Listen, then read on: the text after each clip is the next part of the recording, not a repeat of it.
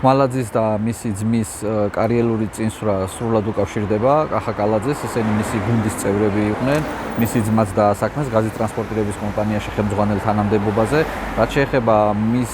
დეკლარაციაში მოყვანილ ქონებას, ეს გასაგებია, რომ დეკლარაციაში ჩაწერა, ხშირად არასწორად ავსებდა დეკლარაციას, მაგრამ თავარი არის თანხის წარმომავლობა, საიდან მოიტანა ეს თანხა, თორე ის რო ააშენა და დეკლარაციაში ჩაწერა, ეს გასაგებია. ასევე ძალიან ბევრი კითხვის ნიშანი არის მის მეორე სახლთან დაკავშირებით, რომელიც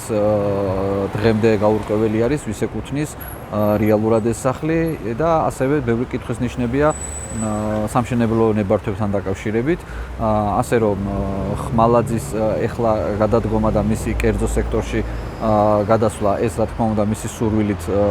განპირობებული არ იქნებოდა, ეს მისი გადასვლაც და საერთოდ ზოგადად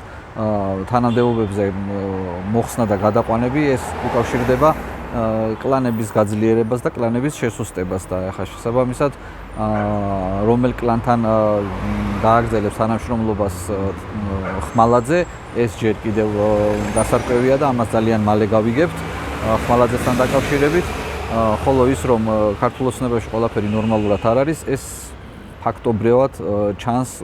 საკადრო პოლიტიკაზე, თუ გადავავლებთ თვალს საკადრო პოლიტიკას, მივხვდებით რომელი გუნდი მოძლიერდა, რომელი გუნდი შესუსტდა. ეხლა ჯერი არის კალაძის გუნდის შესუსტებაზე და მიმდინარეობს ეს პროცესი.